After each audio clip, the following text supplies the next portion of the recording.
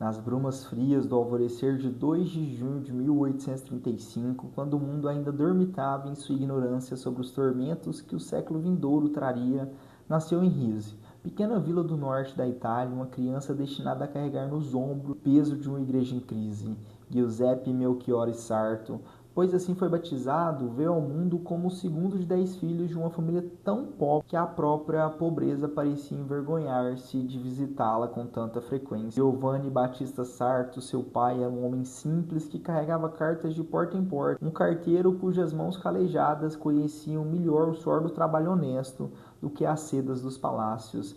Margherita Sanson, sua mãe, possuía aquela sabedoria silenciosa das mulheres que aprendem a multiplicar o pão quando há apenas migalhas, e a semear esperança quando só resta a terra árida da desesperança. Era uma família onde a fé não era ornamento, mas substância, não era teoria, mas vida pulsante que corria nas veias como sangue sagrado. O menino Giuseppe cresceu entre as contradições que só a pobreza sabe criar, a humildade que enobrece e a necessidade que humilha, a simplicidade que purifica e a carência que tortura.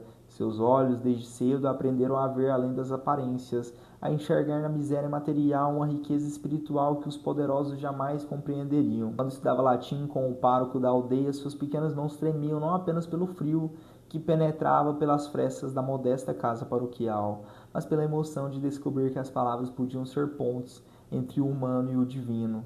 No ginásio de Castelfranco Veneto, o jovem Sarto revelou uma inteligência que brilhava como diamante bruto entre as pedras comuns, mas era uma inteligência temperada pela humildade, forjada no fogo da adversidade, polida pelas lágrimas de uma mãe que rezava todas as noites para que Deus desse ao filho o pão de cada dia e a sabedoria para servir.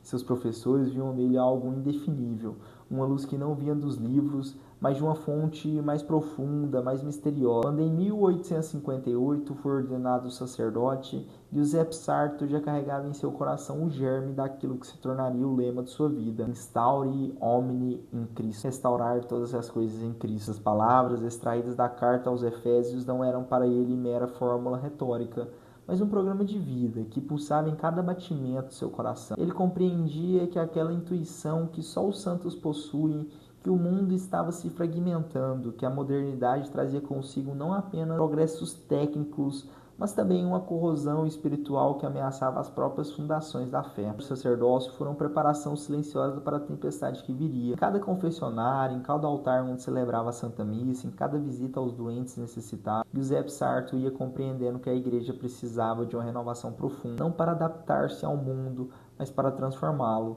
Ele via com clareza profética que os ventos do modernismo começavam a soprar, trazendo consigo uma sedução perigosa, a de fazer da fé uma questão de sentimento, da verdade uma questão de opinião, da tradição um obstáculo ao progresso. Quando em 1903, após a morte do Papa Leão XIII, o colégio cardinalício se reuniu em conclave, poucos imaginavam que aquele filho de carteiro seria escolhido para ocupar a cátedra de Pedro.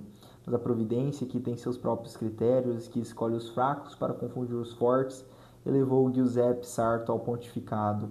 Ele tomou o nome de Pio X, como se quisesse honrar a memória de seus predecessores que enfrentaram as tempestades de seus tempos com coragem e determinação. O pontificado de São Pio X foi marcado por uma urgência quase febril de reforma.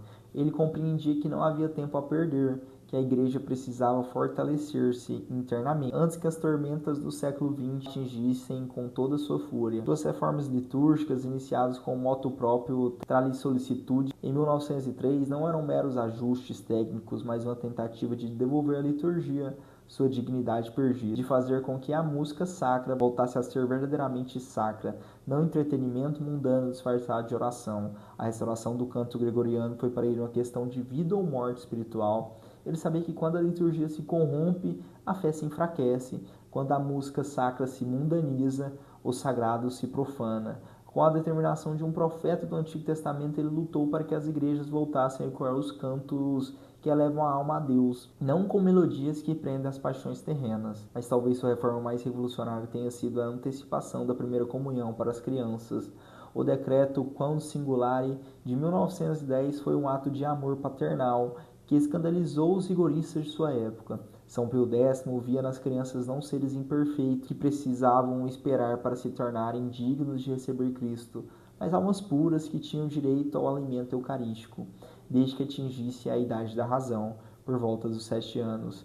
Era uma intuição profundamente evangélica. Deixa vir a mim as criancinhas, havia dito o Senhor.